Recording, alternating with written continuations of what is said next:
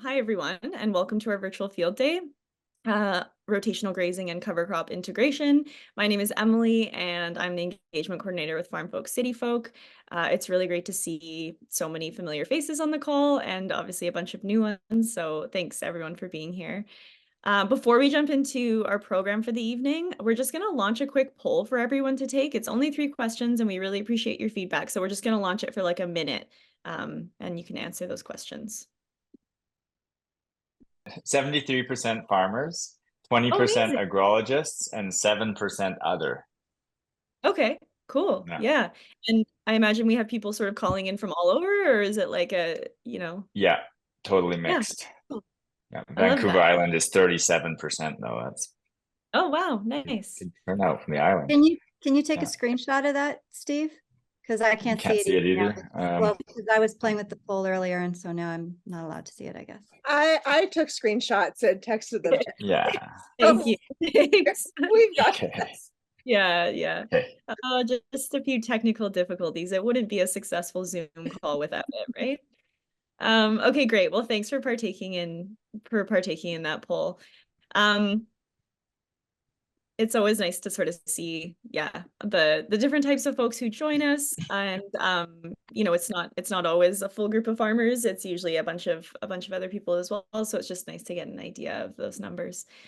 Okay, so yeah, just to jump right into it. So we filmed this field day back in July at Fresh Valley Farms, which is located in the Thompson Okanagan region on the traditional unceded territory of 3 interior nations, the Syilx, the Secwepemc, and the Inclapalmec peoples. We also filmed part of this video on the territories of the Comox Nation, also back in July. The sort of the parts with Julia in them that you see was on the island. So and this event is in collaboration. It's a collaborative effort with FarmFolk CityFolk and Small Scale Meat Producers Association.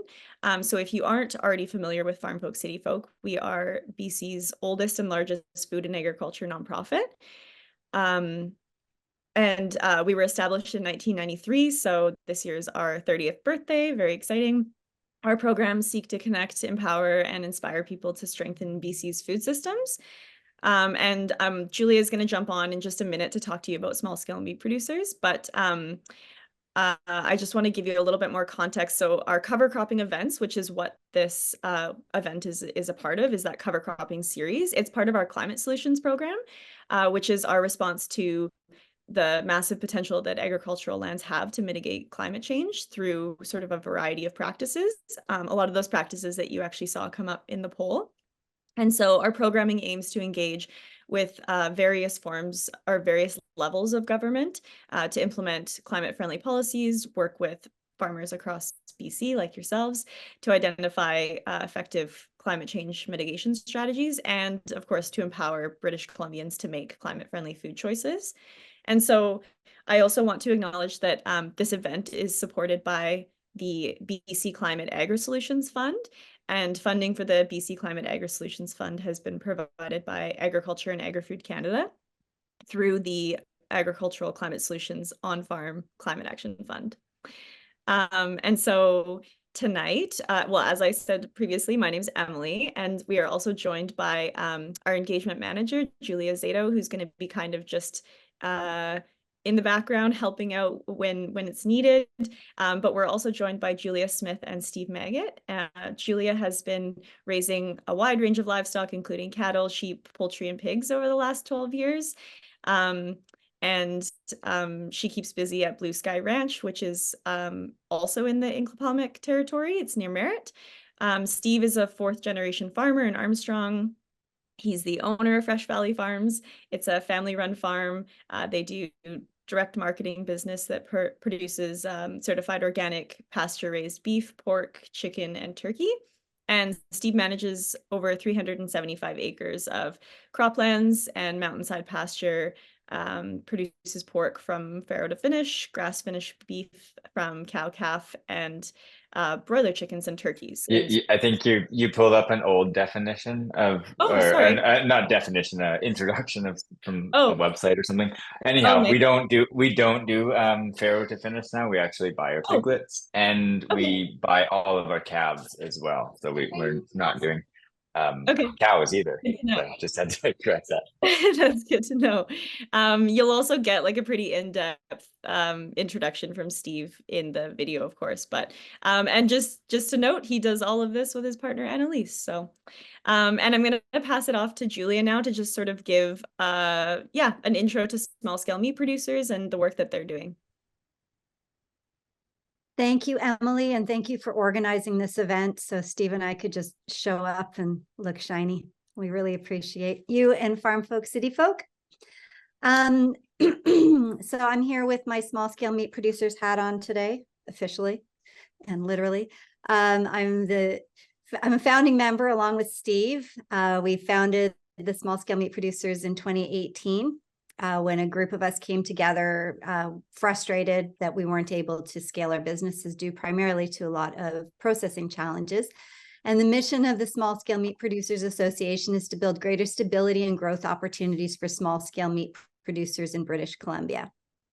We've been doing this exciting grazing programming this year and hope to carry it on in the new year. We traveled all around the province delivering workshops and field days. We have a series of videos that are going to be coming out on the Farmers for Climate Solutions Farm Learning Hub, hopefully this month. I'm just getting the finishing touches on them.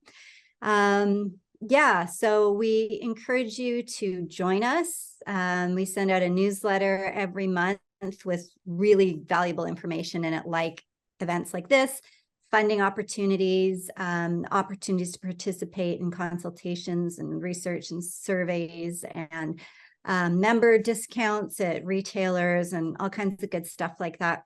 I'll just also throw out there that we've just started something called Meetup Mondays, which will be the third Monday of every month at, what time did we say? I think I'd know. 6, I think. Oh, was it 5 or 6? We'll figure it out. Yeah, find us on socials and I'll send an email out. This is our first one this month. So it'll be kind of an informal like this, where we're going to have an expert or some experts in the field to talk about different topics. And we're kicking it off talking about farm gate licenses this month. So that's kind of who we are and what we're doing grazing related. And on with the show.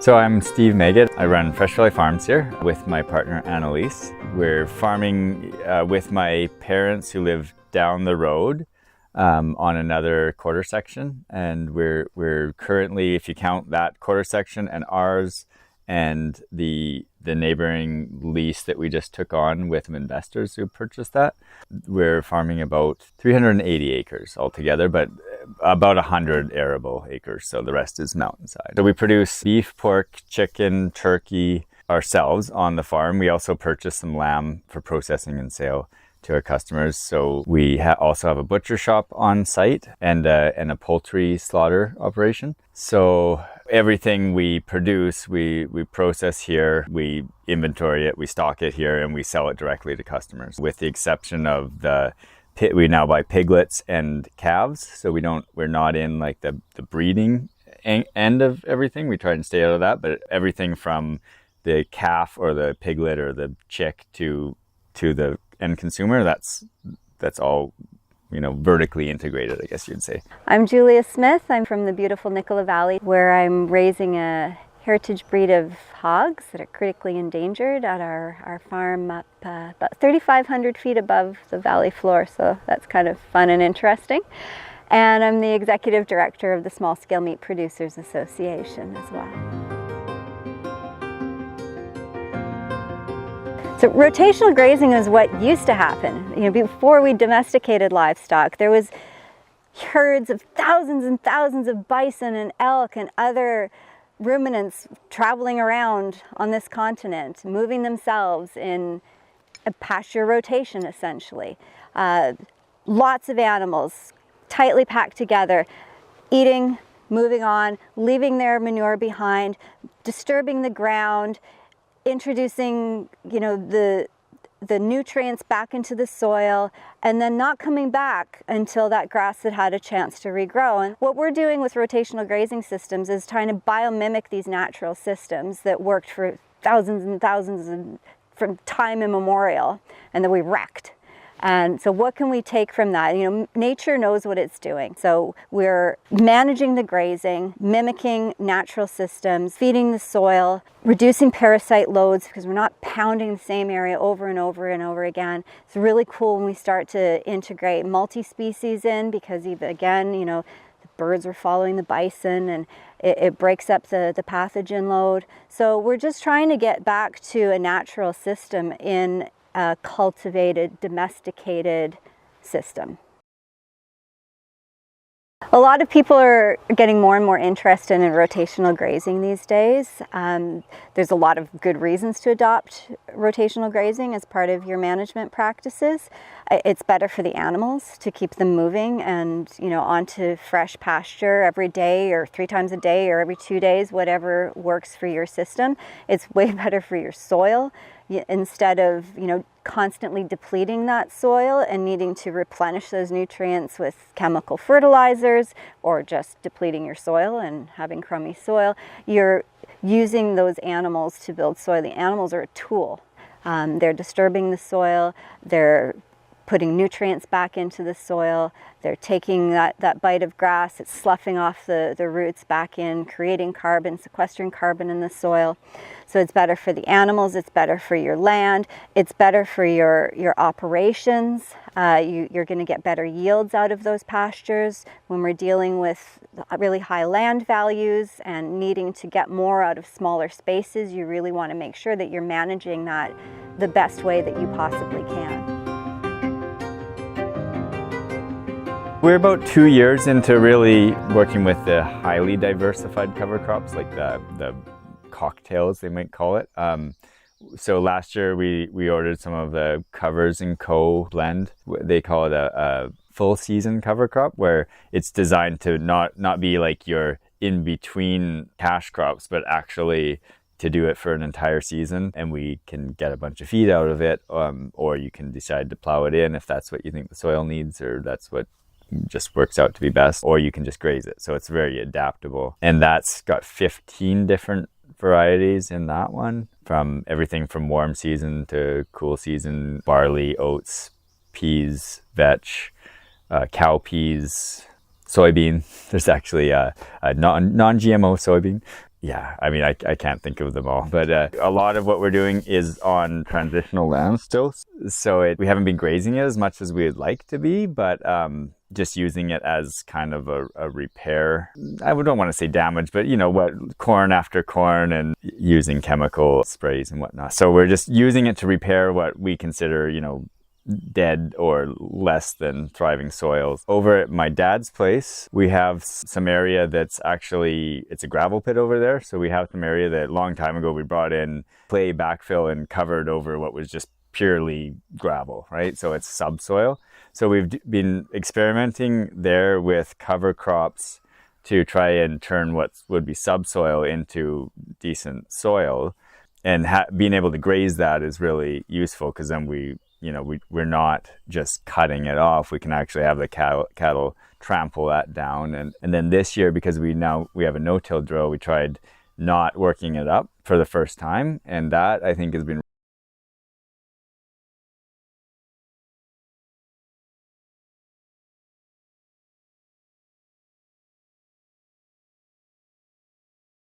structure that's building, and especially in new soils.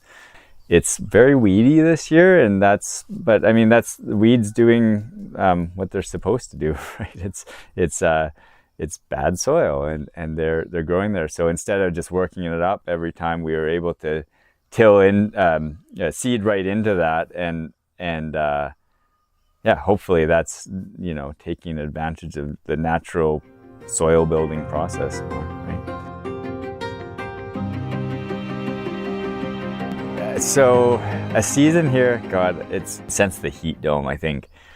And even before that, it's just, there is no regular season. But generally, like we've had the cattle in our feed yards for the winter. So up until generally May, the cattle have, been on hay and silage. And then we usually around May, we just get a flush of growth. So we just get, it grows up above my head in spots. So we get the cattle out as early as we think we can without, it being just a muck hole wherever they go. And then we have to cut as much as we possibly can, because once that grass bolts and it's just stemmy stuff, we have to have that cut so that we keep the grass in a vegetative state. So it starts with generally a lot of hay making or silage making if we don't get the weather. And then we get the cattle rotating on pasture right around that time. I might even decide to do a little bit later next year, but I think May 1st to late May, we're seeding everything that's open. So open, I mean, say we have a hay field that we decide is just too much grass, not enough alfalfa, or just isn't performing for whatever reason. We might plow that up in the spring is what I'm hoping for. We've always done a winter plow, but I'm planning to plow in the spring so that we can just reestablish something right away is kind of my goal now. It's not going to be perfect soil or anything. If we do have to plow, turn it over, work it up and seed it. And that's the only time I want open soil. So a lot of that going on in May. And then cutting as early as we possibly can, which varies drastically. It's from year to year. And then lately it's been irrigating. We have to irrigate in May. It's just weird. We've never had to irrigate. I think my dad said he never had to irrigate a seeding in his career. And he started farming about when I was born. So he's been farming 40 years. So irrigating too. And then once we get our first, around the time that we've got all of our first cut off, we usually have all the cattle over everything we're not going to cut. And then we're doing a whole nother rotation of cattle. Anything we don't graze that time, we can cut and make more second cut premium hay.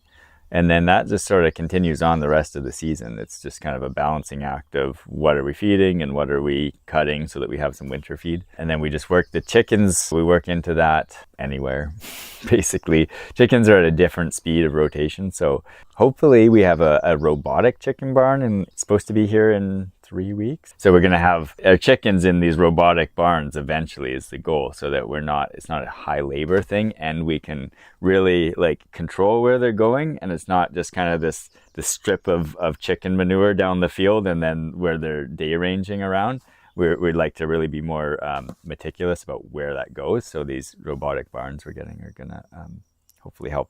And then we got turkeys, went on pasture today. So we just do one batch of turkeys every year. And we've been in the brooder up until now, and we let them out. And then I got to figure out exactly where they're going from there. I don't think we want them on the same field as the chickens have been on. So we'll have to load them up in a trailer and move them out to whatever pasture we decide is best this season. A condition called blackhead that we're worried about. So it can really take out a flock of turkeys. It's tempting to just let them go out of that brooder, but I think we should move them because we've had already 3 batches of chickens out on that annual seeding out there, and our layers. And then so all along, obviously we're harvesting chickens. It's only a 2-month cycle. Actually, one of the Sassos we're raising now will probably be more like 3 months. It's a heritage breed of chicken we're trying out, so we'll have chickens on pasture until sometimes November at the latest. I don't like to, but it just sometimes works out that processing bottlenecks just end up meaning we have to do our last batch of chickens really late or something, or we just have a bad batch during the season. We have to make up for a batch, and we only have so much infrastructure. So yeah, it's not ideal, but we've definitely had chickens on pasture and snow on the ground. and then that's with cattle, it's tricky. Like I said, some years we have lots of feed, and we can actually pull them off pasture when we should, so that they're not eating grass during like the frost, when the plants are going dormant, and it's going to do more damage to their root stockpile, I guess you'd say. So the idea would be to pull them off pasture and then wait for a freeze, like a heavy frost where the plant has gone entirely dormant, and then we can send them back on pasture. But it just it never works that way anymore. We're in a really wet kind of, well, used to be a really wet region, at least when we don't want to be, we are. We have this constant freeze thaw cycle all winter now. It's really hard to get cattle on pasture. Like, I don't talk much about the whole like bale grazing and swath grazing or any of those like season extension stuff here, because I haven't even been able to do it really.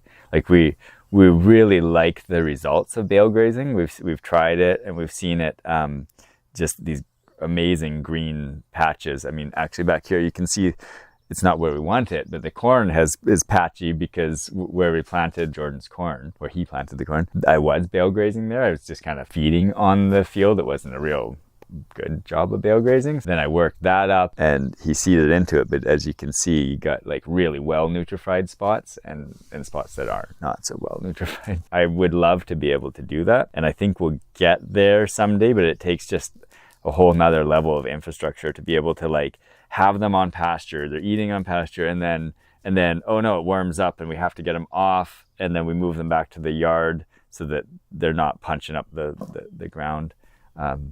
So that's another someday goal, is to do good bale grazing.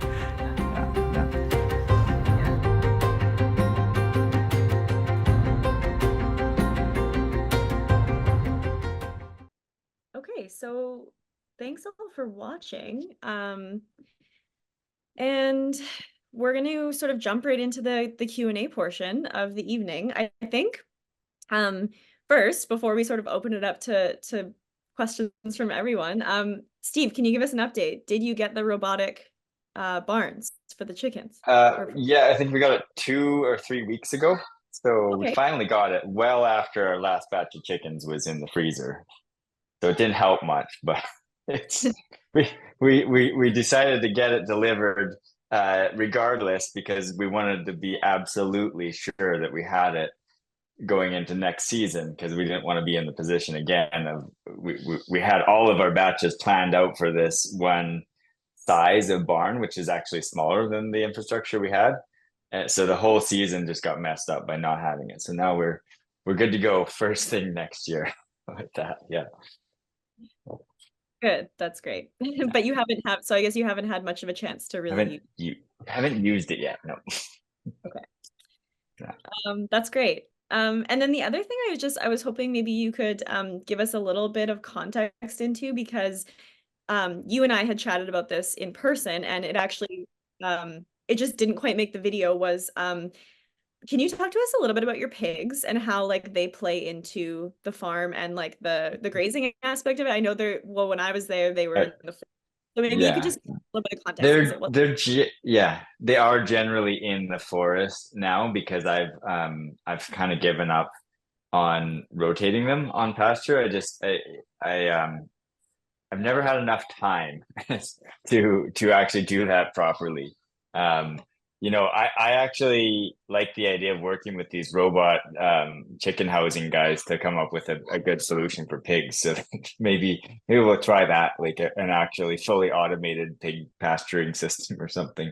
But I don't really.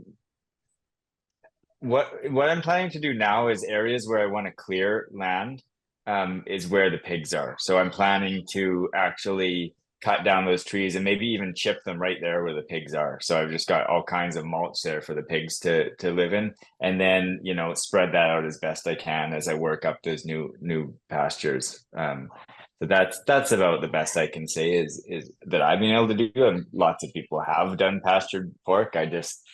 So I think on some of our labeling it says forest pork or something like that. We don't even call it pasture pork anymore. Great, thanks. Yeah. We've got a question in the chat about maybe we could kick off with Joanna's asking about hawk or eagle predation issues, Steve. Yeah, so we do have some. it's pretty minor now. It has been worse in the past. It's gotten a lot better since we stopped composting in piles. We were getting quite a lot more raptors when we were just doing static pile composting, and I could never bury the stuff, the meat scraps and such from the butcher shop. I could never get them buried enough to keep all the birds out. So we went to an in-vessel composter on the farm, and honestly now, like, the worst I get is a few ravens once in a while that have never really stuck around. I don't think I saw any eagles this year, but who knows? Next year could be bad. Like, you never know. But hopefully, once we're into these robotic chicken barns, we won't have that problem because they're fully enclosed. Great, thanks. I see a hand raised from an iPhone, so maybe that person wants to unmute themselves and ask a question. I think that's me. Hi. My name's Abby. I work on at Reckle Heritage Farm on Salt Spring, and I work here with my mom and dad. My dad has been doing this for like 30 years, but I've only been here for about 3, so I can't even think of. I have so many questions as far as just an understanding. And I mean, I think a couple of my main questions, I mean, I'm really curious. I know that it's obviously such a there's no answer because it really depends on the health of the land. But I'm wondering about some kind of like general numbers when you say you have 100 acres of arable land, like how many animals that can sustain. And then the other 2 questions I have, one is kind of, if you end up selling hay, like what that means for the land, as far as like if you're taking that away, what you need to give back and what you could do without using synthetic fertilizer to do that. And then just something I've been always really curious about. I thought it was really great in the video, mentioning about the how this just used to be a natural process with wild animals and predators. But I'm definitely just curious, and I don't know if it's too off topic and maybe you don't know, but like, was this what used to be done in farming in just like an intuitive, natural way? Or was it really like we started farming and it was just, it was just the beginning of the end, sort of, in that or was there a level of natural rotational grazing when people started farming? I'm just curious if anyone really knows the history of that. Thanks. Can I take that, Steve? Well, yeah, because it's an interesting question. And I think the answer is it has ebbed and flowed throughout history. I think there's some cultures who did lots of controlled grazing, like, especially with sheep. That's the classic sheepdog, is they were herding them all around to the greener pastures, right? But and then with native North Americans, from what I understand, they did all kinds of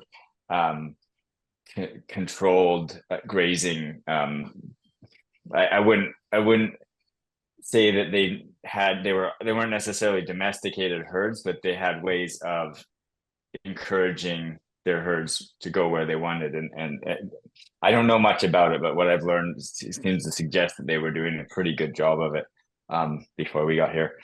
And your other questions, can you maybe just repeat the first one?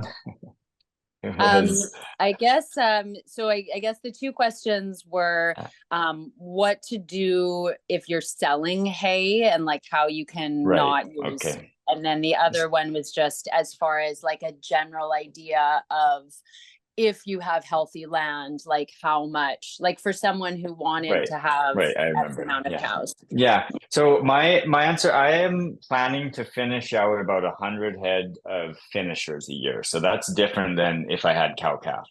That's big difference. The cows eat a lot of hay to produce one calf. So I figure, since I'm in a pretty populated area where I have lots of market, that I should not be doing cow calf, because there's lots of places where they have range and they have tons of open area all over the place, and we don't have that. So I figured that by just doing the finishing, we could do about 100 head a year comfortably. But with drought, that was going to be easily doable, and now this year we're super tight for hay. So, and we're not even close to 100. So ask me in a few years. Yeah, the tough question. And then my memory is terrible. Yeah, so nope, the next question. Yeah, the next question was with the sorry, I should have just done them one at a time. The what is yeah, exactly. It's okay. The selling hay aspect. Oh yeah, I would just avoid it. That's my solution. I'm sure compost is also a good solution if you have a source of compost to replace that. I wouldn't go the nitrogen route myself, but I can't because I'm organic. So, but that's all I can say is I don't sell hay, and if you do need to bring nutrient back in, I've heard great things about like fungal dominant compost, but I don't even use that. So yeah, I don't know. Okay, thank you. Yeah, you're welcome. Anybody else? Julia, did you have anything you wanted to add to? You had unmuted yourself, so I just wanted to. Yeah, I was just gonna wait 1 second. Yeah, this one. Okay, sorry. Tristan just got here. I gotta get him on the Wi-Fi because he's in a presentation too.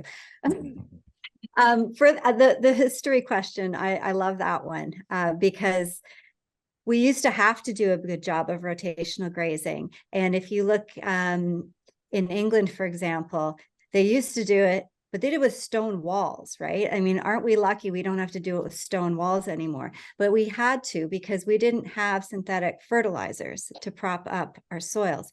But after the war, we had all this bomb making equipment and chemicals that we didn't know what to do with. And so some smart people decided to turn it into fertilizer and sell it to us and say, hey, look, it's so easy now. All you have to do is this, and we'll just put fuel in these tractors and we'll till up the land and we'll put chemical fertilizers in.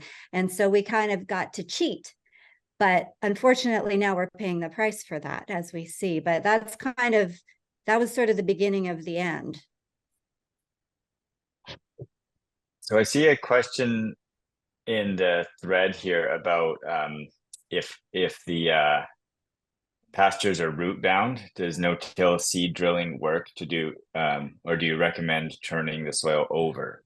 And we just got our no-till drill like a year ago, so I'm the wrong person to ask about this. I am leaning towards turning it over where I can. And that's, because I've got lots of marginal land, I'm not going to want to turn over some of my land. It just creates a mess. So that's where I think the no-till comes in on that. And that's also where the pigs might come in, where I can't even see getting over it with a disc or something. I might run the pigs through and then I'm going to use the no-till drill. I've got a trailered style drill specifically for that purpose. I can get through some pretty choppy, bumpy land and do those kinds of rough pastures. So, but overall, if I could turn it over, I think that I would at this point, unless I see some really good results in the future. Like I'm still doing lots of little trials here and there to try and establish new populations in existing stands of forage, but yeah, it's really hard. That's my answers. I don't know if it's going to work, but I'm still trying. There was a question earlier above that one that we might have missed from Pam. Can you use cover cropping to get rid of Scotch thistle and other invasive weeds? While you're thinking about that, I'll mention that Organic BC is doing a webinar on this on January 15th, I believe. So you might want to tune in for that. I would say you could use well-managed grazing, and cover cropping might work into that. That would be, my approach is to just try to manage the grazing to be hard on those weeds.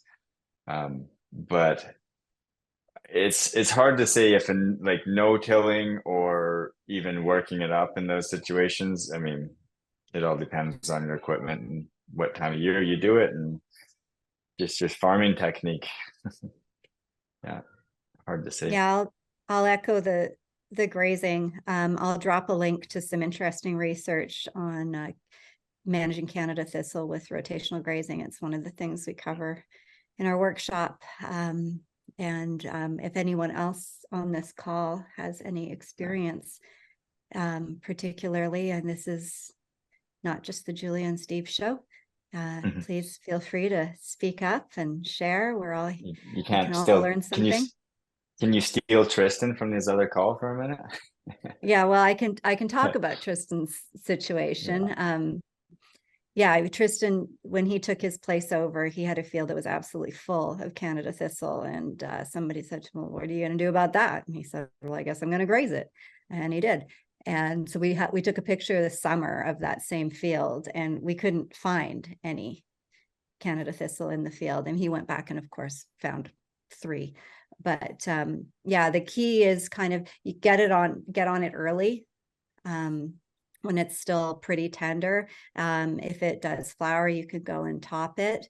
You can train animals to eat weeds, but if you have the right stocking density, you get a situation where you have enough animals in a small enough paddock where they're not going to be like, oh, I don't know if I want to eat that. I think that thing over there looks better. I'm going to go over there and try that. They're going to be like, oh, I better eat this thing in front of me, or that guy's going to eat it, right? So it's a matter of the timing of getting on the plant at the right time, and then having the right stocking density so that they're not feeling fussy about it. And I'll go find that study and drop a link in the chat.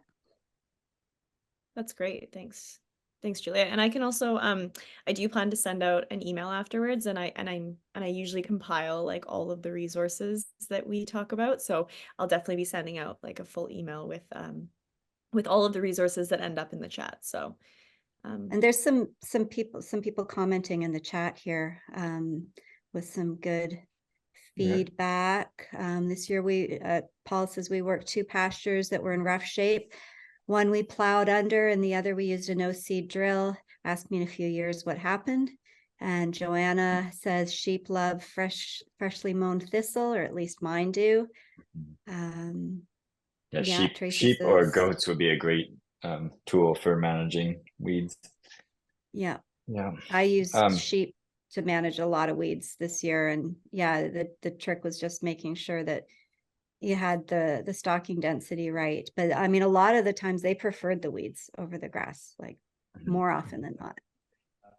And I think it's also, I mean, I realize that some people have major weed issues, but as you shift over to a more, regenerative system, I think you're going to find a lot of these weed pressures just go away on their own, because you're just encouraging plant diversity and the right types of competition and whatnot. And any system can go wrong, for a given reason. But I think where we're seeing the worst weeds are where the previous landowner was spraying every year, and then we took over, and now, the weeds just go to town, right? So I think it's just going to take some time to get that balance back and get a handle on those weeds, I hope.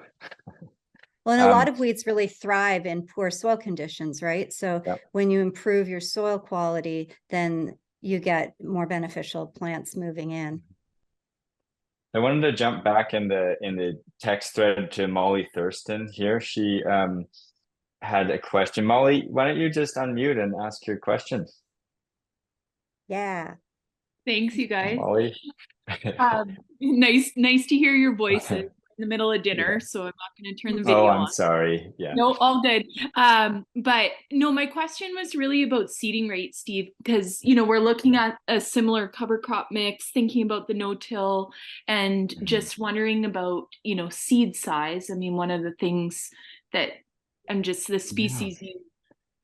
Well, in my regular drill, the distribution of species was fine. And in the no-till pastures, there was you would just get one species coming up, because that's all that could compete with the grasses. Usually maybe 2, or 3 in spots, but it's more about the competition than the seeding rate, because we're not spraying it down or anything like that. So, yeah, I didn't see any problems with the seed, distribution in that with that drill, like my no-till drill.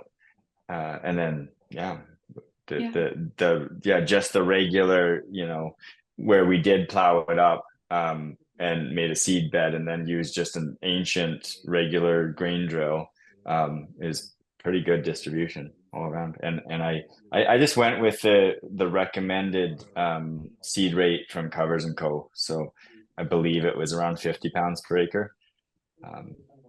But that's what someone else, I can't remember who, but someone else asked about how I chose my cover crop blends.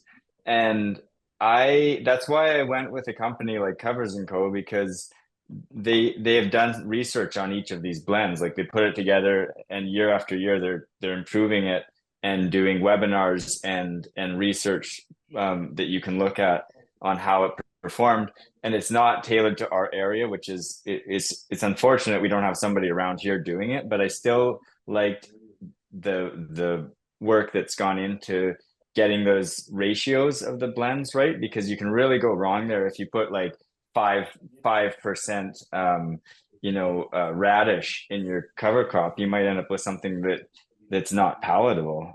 So I think that it's worth looking at a company that's doing those blends for you, at least at first. And like now I feel confident that I could go back and build out my own blend after 2 seasons of using this tailored blend. But I think it's a really good idea to get the premix to start with.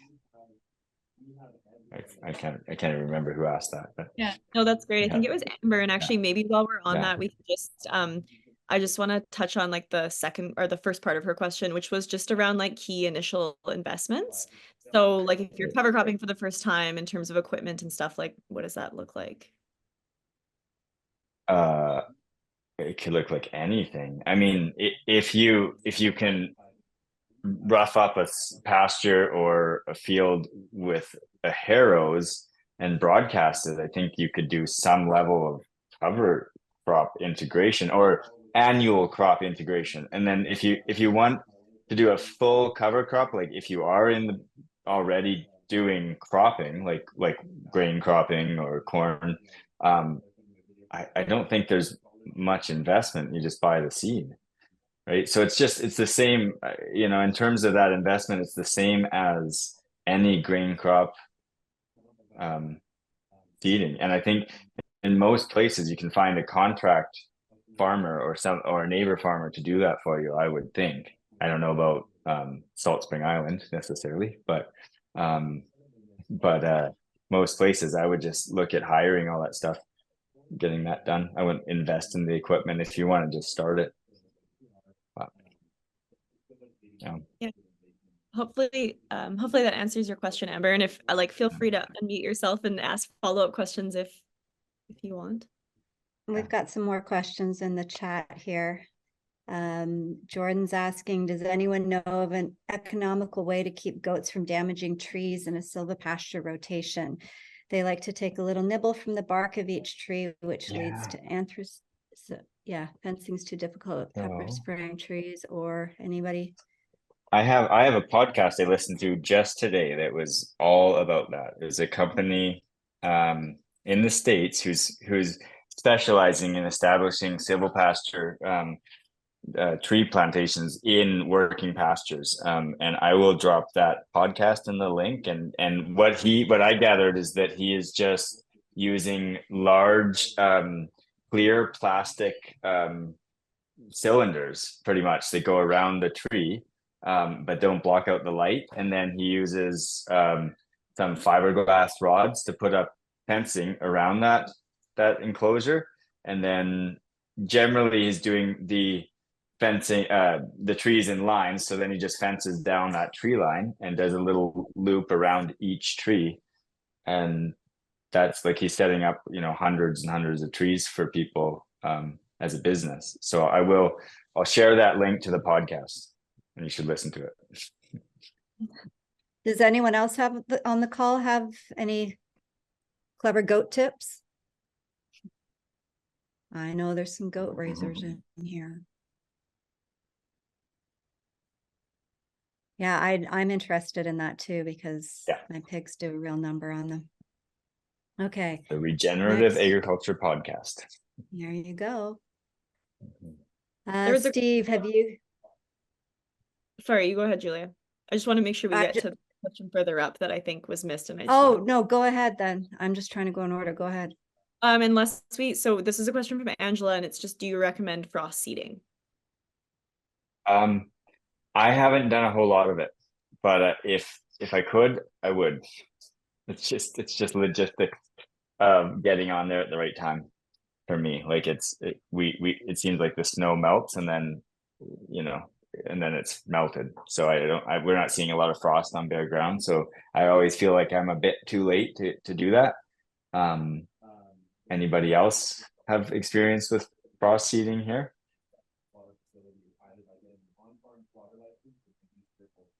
No. Only just missing the boat every year. Where are we? Steve, have you had a chance to manage grazing on the multi-species?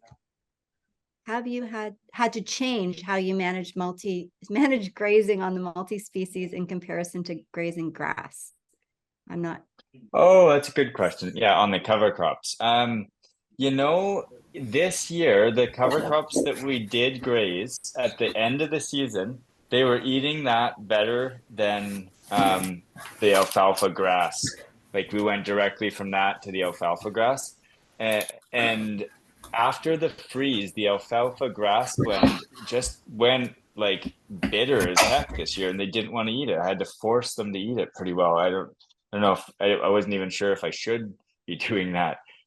But we're in such a feed shortage, I kind of had to. So they just gobbled up every last bite of the cover crop after a freeze. But yeah, so that was great. As far as changing management, I would, when it gets really tall, you're gonna have to, like, because I do strip grazing, so I have to actually move the fence over top of this really like 7-foot tall cover crop in spots. So there's a bit of physics, you know, you got to change how you actually manage that fence itself. But I didn't see any issues with I've heard you can have issues with nitrate poisoning. I was aware of that as a possibility, but I didn't see that. I think especially with sorghum Sudan after a freeze, something to watch out for. But I was keeping an eye on my animals. They all looked fine, and they had access to all kinds of other things. I think that's in my experience, that seems to help with bloat issues, is if they can access other foods. If they can only eat the one heavy alfalfa and they can't get anything else, then I think maybe it's a little more risky than if they have a big patch of forest that they can get to and browse on a bunch of leafy things and whatnot, and woody grasses, as well as the super lush bloaty stuff. Then they can kind of self-regulate, is my theory. So that would be my only main consideration, is just watch out for nitrate poisoning and bloat if you start grazing that stuff. Steve, I asked that question. So yeah, I was just following up. It's interesting to hear, because I only moved from Ireland about 2 months ago. So it's interesting to hear that you guys are sort of doing the same thing. In Ireland, the multi-species probably over the last 3 years has really taken off, but that was probably the biggest barrier to its uptake, was people moving from a perennial ryegrass grazing system to a multi-species grazing system, and now you have to manage it differently, because seems to be the grass. People are on a rotational grazing system of between 21, 28 days, whereas the multi-species, you just doesn't seem you can do that. No, I don't know what you would say. Just takes a total mind shift change. You're not.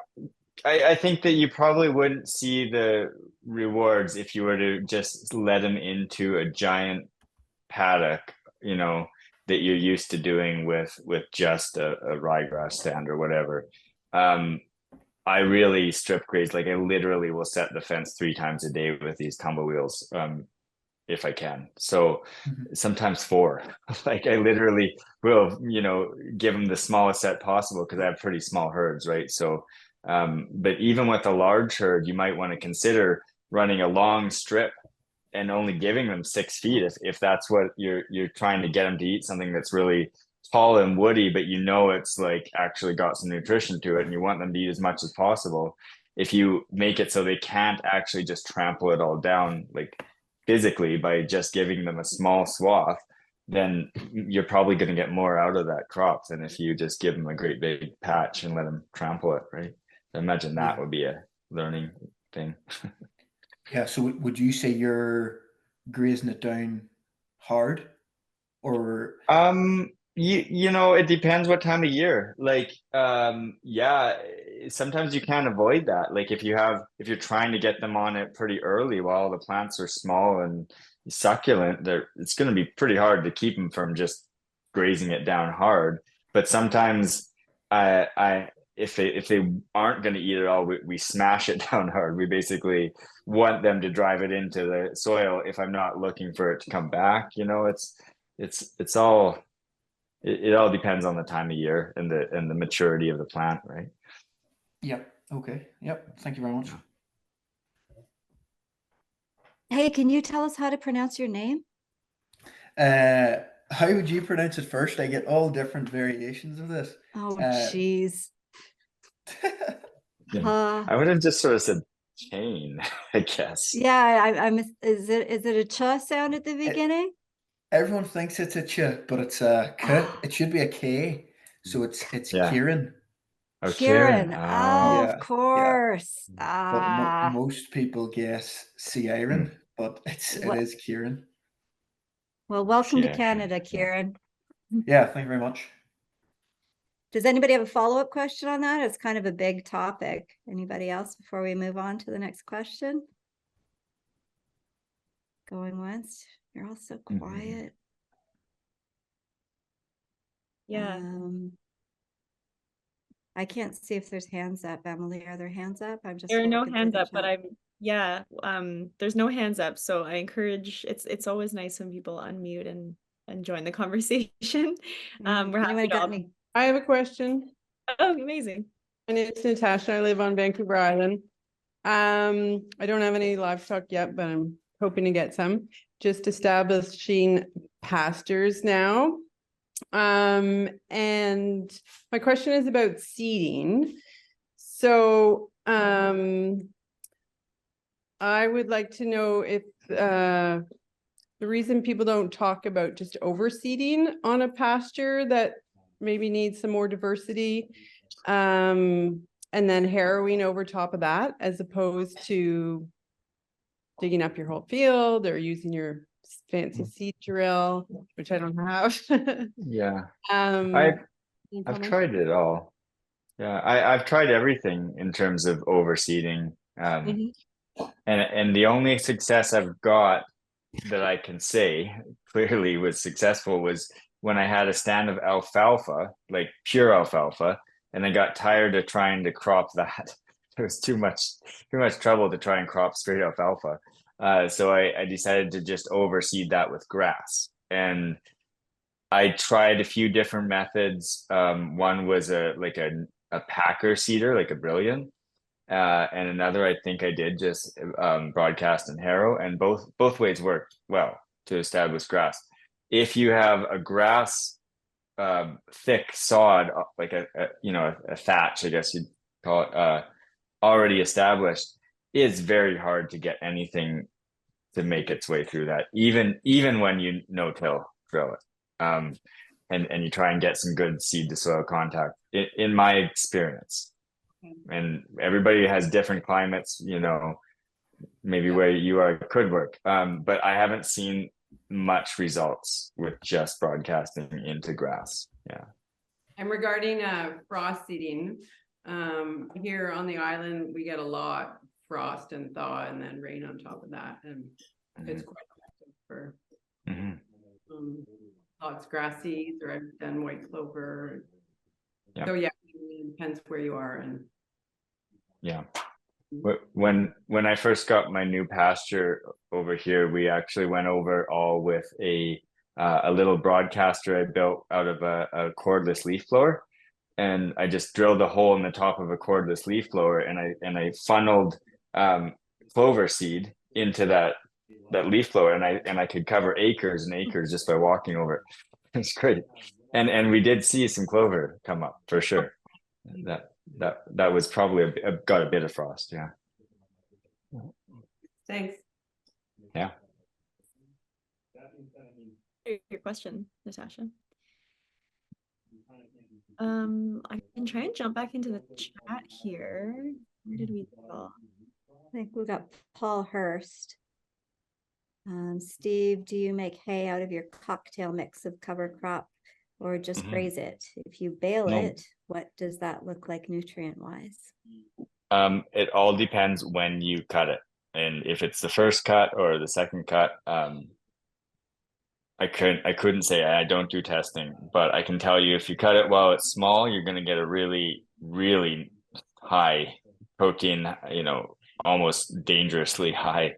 And then you let it go really tall, and it's straw. Like I'm forced, I can force them to eat it if I have to, but it's not something the cows dig into. It's literally straw. So, and I intentionally let it get that tall because I wanted to see what some of those species looked like when they matured. But if your goal is to really get some nice feed out of it, you're going to want to cut it right at that premium point where stuff just before stuff starts to really bolt on you and go stemmy. But yeah, it makes beautiful hay dried, or it makes really nice silage, like gorgeous silage. And I was a little worried about not chopping it because of the long stems and everything, because my baler can't chop the hay as I make it, as some balers can chop it up, and then you make your silage out of that chopped bale. But I left it whole, and they ate every last bit of it, even the big sunflower stems, so yeah, it's great. Awesome. Thanks. So we already got Natasha's question there.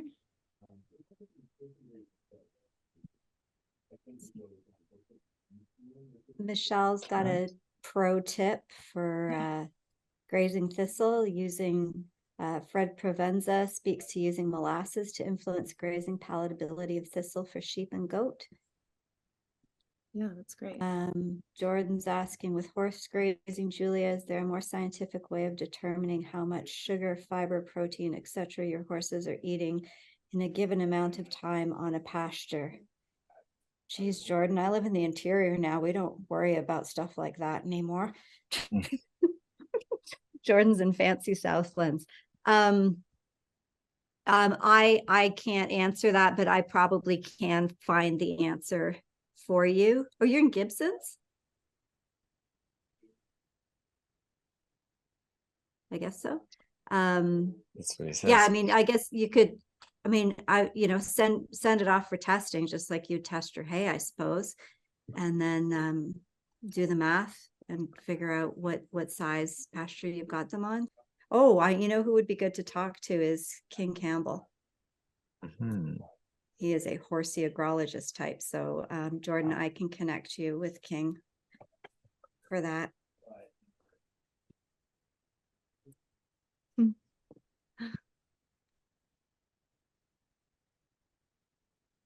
And we get to the end of them?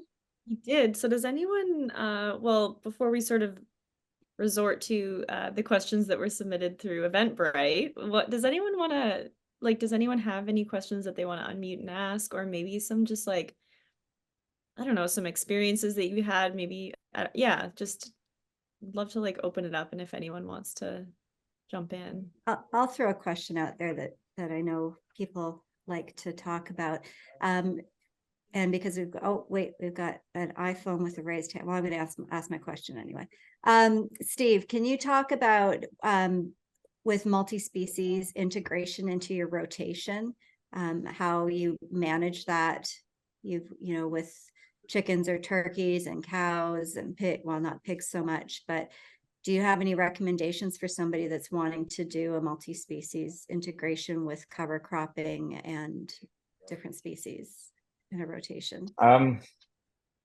I think, yes, the cover cropping seemed to work really good. It was great for chickens this year. We no-tilled into it. A field that I can't even say what it was supposed to be. I can't remember. I've had so many failed seedings on that one field. I can't remember what I intended in the first place, because we don't have any water on this one field, little pocket of our property. We no-tilled a cover crop into, I don't know, whatever it was, and it didn't do great. But where the chickens went, that cover crop came back like stink. Like it was, I had a chicken, like a swath of chicken manure, and they laid it down on this field, and it would have killed everything.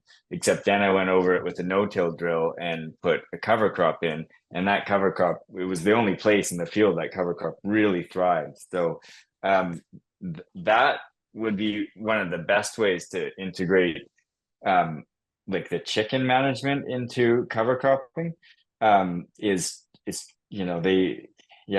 hard to manage pastures well for chickens. I've found, like, when you're trying to do the numbers that we're doing, everybody's got a different system of managing poultry on pasture, but what we were doing was not leading to a lot of better pastures. It was taking out a lot of the species I wanted to thrive there. So I think if I didn't have this new option with the robotic barn, I would be looking at putting poultry just on cover crops, likely, because every year you can just reseed that, and you're not looking at trying to just bring back specific, you're not trying to improve pasture, you're just trying to get some feed out of the cover crop. And I think that was one of the best ways we used the cover cropped field, was with poultry. So yeah, that's I don't really have a whole lot of experience with it yet, but that was a win this year. Is that Natasha? Yeah. iPhone has a question.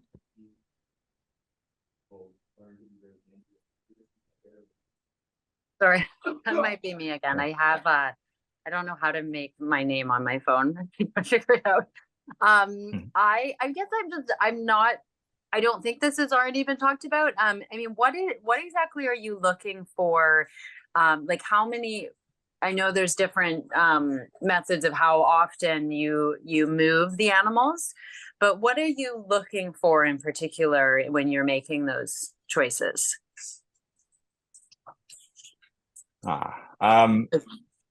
It's usually determined by the season. It's not so much what I'm looking for as where I'm trying to go and how much ground I'm trying to cover, or not cover. So it's really, for me, it's just trying to get the optimum feed value out of my fields.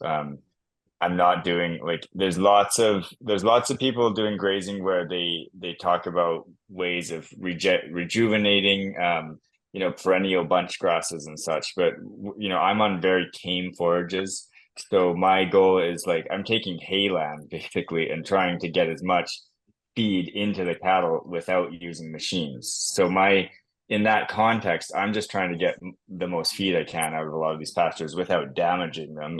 There's a good, you don't want to graze them down too low. Like, there's an optimum, 6 to 10 inches, I think. Does anybody know the exact premium height to graze grass to? It's maybe 10.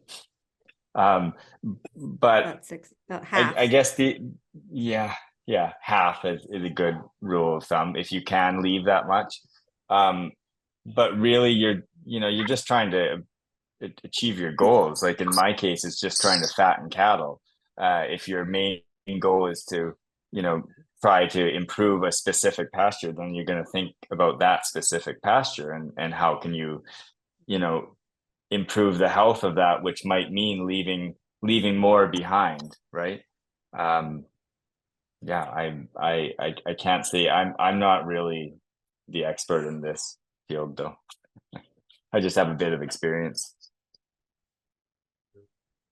I was just thinking, you've got your fancy robot barns now.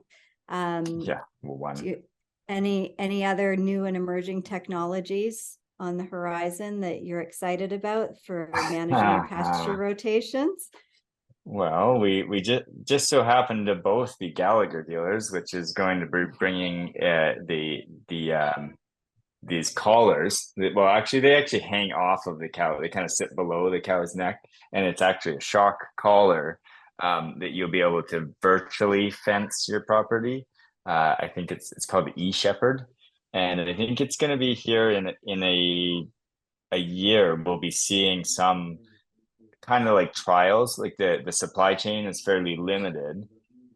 So they're sending them to some select large farms. There should be at least one in BC, we hope. And then from there, we'll be able to actually buy and we can sell these collars. So it's going to be really interesting to see how that changes things. Yeah. Yeah, you can sign up if you're interested on the Gallagher website. I encourage you to do that because they're using that to gauge interest. But yeah, as Steve says, they're going to go the big guys first. Any other technology? Oh yeah. I use a lot of electric bikes, and we just sort of got connected to the new dealer or Canadian rep for a company called UBCO. I just so happen to have their webpage on my right up here. I'm gonna drop it in the chat? Right awesome. Now, because I honestly think that these electric bikes make grazing just a lot more enjoyable. It turns what could be work into something that's just fun. Oh, this is my cart actually, but I think it'll get you to the right link. And I believe Julian might actually be on this call. He's been bouncing in and out. I think he's been having trouble, but yeah, it's pretty cool. Steve was playing with those when I was at his farm last, and I know that Julian went up to Tristan's, and they took those bikes all the way up onto Tristan's range, which is no joke. So it's pretty cool. It's kind of an alternative to like an ATV. Yep. So if anyone's has any questions, hit Julian up. I'm sure he can drop his email or contact info in the chat there. But yeah, it's a pretty cool tool. You could actually carry a lot of fencing supplies on these bikes too. So if you're looking for a more environmentally friendly solution, and low maintenance, like those bloody quads and dirt bikes are always needing some kind of fix. These things just go. Just like there's no oiling, no filling up with gas. You just turn it on and go. Even like at -20 when you might not get your quad started. These things you just hop on and never a problem. Yeah. Steve, there's a question about has anyone used a hazelnut orchard as a pasture? I know you haven't, but he's looking for a recommendation on a perennial cover crop which broilers can graze on in the spring and can be cut to 1 inch for nut harvesting in the fall. Do you have any recommendations for that? No, I would. Or anybody else? Anyone else? I mean, I think orchard grazing. Orchard grass. Yeah, that's a good answer. Clover, orchard grass. If you want something more that you might want to reseed, like something that's not gonna last too long. I've been onto this Italian ryegrass is a really adaptable. We used it for overseeding the field that we then strip tilled and then seeded the corn into. And it was great. Like you can cut it a bunch, but it also, if you want to turn it over and then grow another annual crop there, it doesn't seem to establish too hard. I don't know if I don't know much about it actually. It may be a biennial, or it may be a perennial. I should know that. But I know I just have used it in mixed cover crops, and it comes in really fast. and nice. So it might be a good option for that.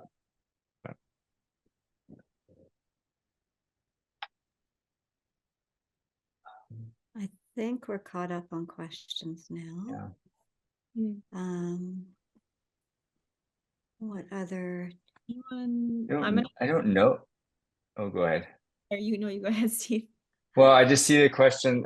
What do you think is the best robotic chicken barn company?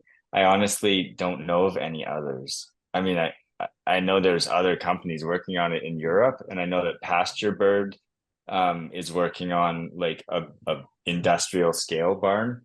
Well, they're building these industrial scale barns in partnership with Purdue Pharma or Purdue whatever company. And he says, I just listened to a podcast with the founder of Pasture Bird, and he says that they will be bringing those to market eventually. So, but that's like a mass. I think that's like 9,000 square feet or something like that. It's huge. Yeah. Does anybody else know of any other robotic chicken barn companies?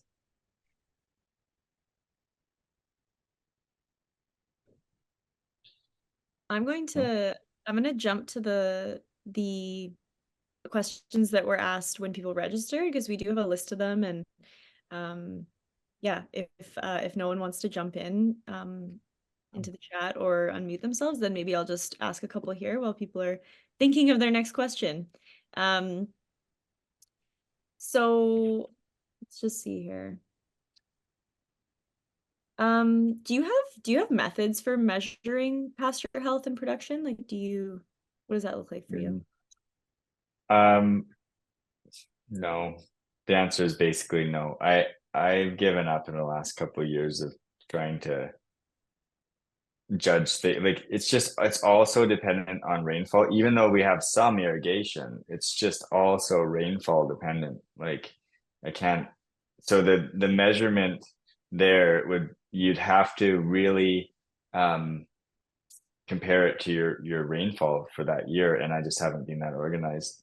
So even if I did compare the data, I'd have to overlay the rainfall data as well, and I'm not doing that. And then as far as soil testing, I mean, I haven't done a lot of that either, but my approach going forward is going to be just standardized, like a standard test, because I'm not going to react to a test from that year's test. I'm going to look for trends in multi-year testing. So I think the important thing with soil testing is to just be consistent with it, right? And we're still just working on that. We need more data. There's never enough time. Yeah, for sure.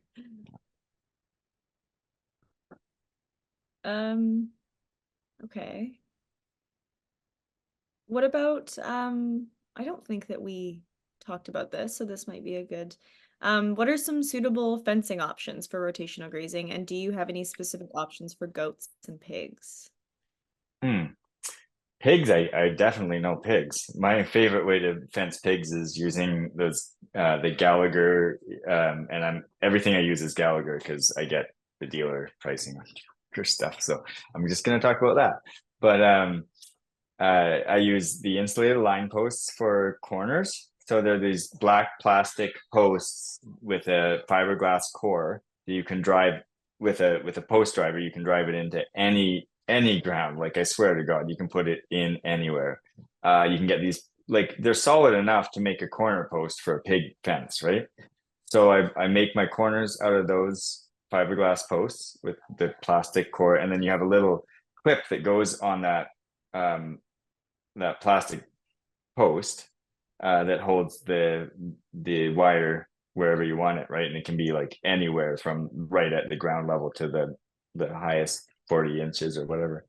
And then we use the ring top posts. It's I like the heavy duty Gallagher ring top posts, and they make ones with a multi-strand now, so you can put as many strands. You can put 10 strands on if you want, but you can move those so easily. They're so much better than a plastic step-in post, those old crappy plastic ones where the clips always break off, and don't bother with those. So that's my favorite system now for pigs. And I've never had goats, so I can't really speak to goats.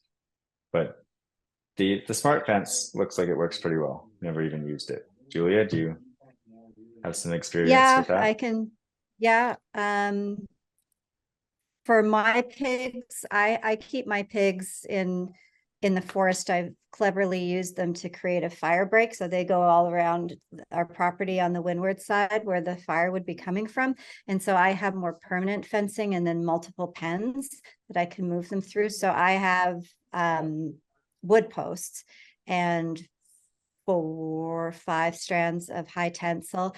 But I'm starting to replace the wooden line posts and T-posts that I've had with these Gallagher line posts. And like, no joke, like I can pound these things. I pounded them in August at my place, which is like 1,000 feet up above the valley floor on a mountain. And I have had 2 shoulder surgeries on this one, and I'm on the list for shoulder surgery on the next one. So it's really quite something. So, I mean, they're not, Steve's using them on kind of semi-temporary corner situations for his pigs. I wouldn't expect them to work for permanent, but and certainly not like with the high tensile wire. But yeah, for all of the line in between, absolutely amazing. And they have a 10-year warranty, and you can like roll a round bale over top of them. Yeah, that's nice. But the smart fence is what I was thinking of. Yeah. The goats, I think. Yeah, I use the smart fence also. I've used the smart fence for everything, actually. I have a love-hate relationship with it. I used it for the sheep all summer this year. It's very portable. I can drop a link to that. And we've got videos and demos, demo videos coming up about this technology. But it's 5 strands. For anybody who's never seen it. Oh, go ahead. Yeah. How does it work? Well, yeah, go find me a link while I'm yapping and drop it in there so people can see it. So it's basically got 5 strands on a reel, and it's got all the posts built in. And so you drop a post, it's got like kind of like tent pegs for securing it to the ground. And then you just pull and it unwinds, and then you drop another post. And so you can do this, and you can use the tent peg tie outs to make a corner and change of direction.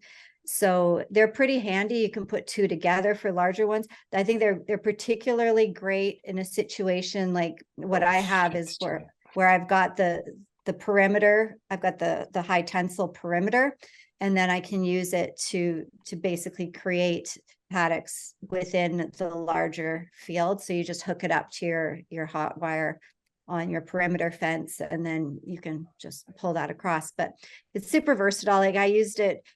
I mean, we're really hilly where we are. We're going through brush, and it's definitely not perfect. I kind of have a love-hate relationship with it, but it's a pretty handy tool, especially if you aren't going through brush. But yeah, check it out. I think it's about $500, and it's a 362 foot line. So. And if you can train your goats to like just a 2-strand, the same multi-strand ring top posts might work well too. If you just want to run out 2 lines or even 3 lines of poly wire or turbo wire to divide a pasture, and then it's really quite fast to pick up three lines. Like it's all like if you got used to it, you could almost do it as fast as you could do 1 line. You can get all 3 hooked on to this one. The way they designed it, it's really clever.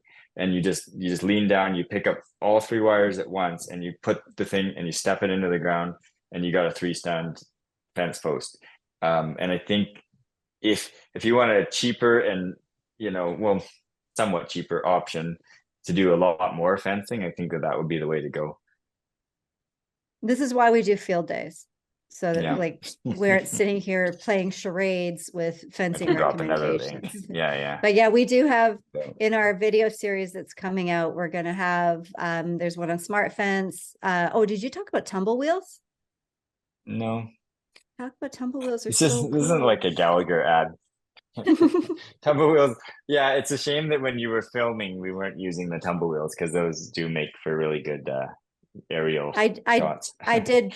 Oh yeah, that would have been great. Yeah, but they're just, well, I'll drop a link. You might as well just look at them before you. We got a video coming up for that too. So you'll get to, rather than us trying to describe this badly, you can just watch the videos. And then there's netting, right? Poultry netting, which you can use for a number of different things. Sometimes that's a good alternative for sheep or hogs or chickens, obviously. But that has its own challenges, especially if it's got a lot of grass that can ground out. But we've got some tips in our upcoming video series for dealing with that as well. I mean, if anyone's got any specific fencing questions, just shout them out. Maybe it's just me and Steve and Emily in here now. I don't know. No, yeah, I mean, everybody's gone here. I was gonna just like alert us to the time, because we should it's 7:02, and so I'm just trying to be cognizant of time, and that maybe we should try and like wrap up the event. And so but that it's nice that you mentioned those videos, because part of what I was hoping we could do is just if you have any specifics that you want to share, Julia, like things coming up, like how can people see these videos? Are you going to be advertising? Yeah, actually, I'm going to drop a link right now. I should have mentioned this earlier. So SSMPA is an implementing partner with the Farmers for Climate Solutions Farm Resilience Mentorship Program. And now is a great time to hop online and check that out. They have a free advanced rotational grazing program that course you can take online, and also cover cropping and nitrogen management. So I encourage you to go check that out. When we do our field days, we sort of tell people, like, we're going to assume you've done this so that we're not starting from scratch. So that's where you'll be able to find our videos, as well as on our YouTube channel, which is really sucks right now. But yeah, we'll be contributing a lot more content to the Farm Learning Hub. Right now, it's a little kind of cattle focused, and it was developed with the Canadian Forage and Grasslands Association, so there's a little bit of that kind of, not bias, but focus. And so we're trying to bring like the multi-species, smaller scale, diversified farm back to this sort of programming. So watch for lots more relevant info for all of us. And yeah, if you've got any ideas for videos, please hit me up and let me know like what you want to know. We'll give a shout out to an event that we're doing in the Caribou on January 13th. Hopefully we'll start registrations for that in a week or so. So join SSMPA. That's the easiest way to hear about all this stuff. Follow us on social media. That's going to be a good day. And then we'll be having our own conference grazing day event at Steve's place, actually, in February. Not a conference. It's not a conference. Well, I said a conference thing. It's not a conference.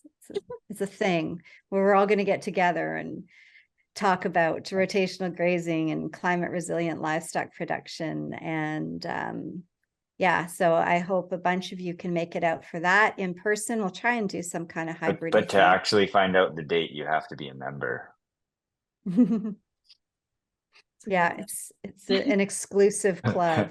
It's not members only, but you won't hear about it if you're not a member. Yeah, what else are we doing, Steve? Is there anything else I should tell people about? Well, keep an eye on this whole new trailer trailer project. That's something that might be of interest to people. Oh yeah, if there's any food hubby people in here in the room tonight, we're hopefully going to be doing, we've already got one trailer going in the Peace, and another 2 slaughter trailers that'll be going in the Kootenays and one in Spalumcheen, and we're hoping to get some more going in the new year. We're partnering with the Kamloops Food Hub on an funding application right now. And if there's any other regions with active food hubs that might be interested in exploring this, please reach out to me, as we're interested in getting this going in other parts of the province as well. So yeah, come to our thing. We can talk more about There slaughter will be slaughter trailers. trailers there. That's the exciting, Yeah, one exciting part we is that will. we should have actually 2 of them there potentially. So And come to our thing on the 18th, where we'll be talking about slaughter trailers and farm gate licensing. So awesome. Yeah. Any last questions? Yeah. Well, I'll just say, I guess, just from FarmFolk, we have some upcoming webinars as well in the new year. We're going to be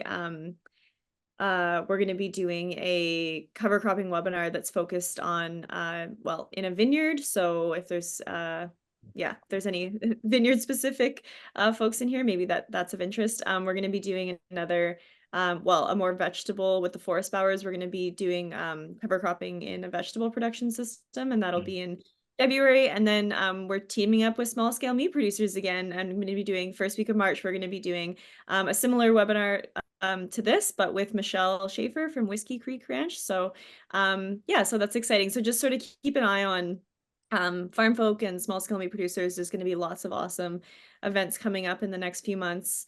And then I'm also going to be sending out a follow-up email. I'll be sure to include like all of the links that were shared in the chat as well. If there's any additional links, I'll include those there.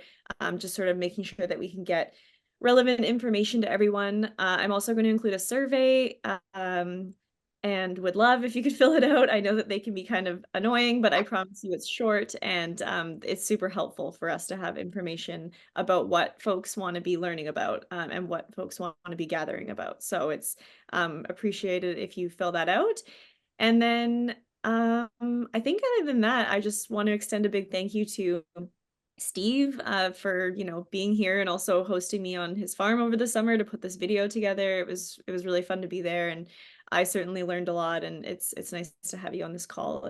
And a big thank you to Julia as well for partnering with us on this. It's always like, we've done events before, and it's always nice to work together on these, come together and work together on them. So yeah, I think that's it from me. And unless there's anything else, we can probably say goodnight. Thank you, Emily, for doing all the work. Same. And thanks from to here, everyone I who wanted to came say out. thank you for putting that video together. It's beautiful. It really, the filming looked great. Yeah, I want to hear it. The sound was a little hard to hear in that version that we heard, but I want to check it out again. Yeah, you watch it. And where can people find a link to it if they want to watch that again? Yeah, so we are going to be putting together, thank you for that. So we are going to be putting together the recording of this, and we'll go online. So I think what we'll do is we'll include, like, I'll put the two together. So it'll be the video that everybody watched and then the recording of like the after the fact, so that it kind of all comes together and makes sense if you're watching it in one go, if you weren't able to make it here. So that will be on our website, probably the BC Climate Agri-Solutions website. And then I guess potentially small scale meat producers, if you're interested in posting it, we can sort of talk about what that could, how we can make sure it's in a variety of places, but it'll for sure be on FarmFolk's YouTube channel and website. So we can send out an email to everyone once that's ready to go. And yeah. And then, of course, thank you to everyone who, took some time out of their night to attend and ask awesome questions and be a part of the conversation. It's always what makes these events. So thank you for being here.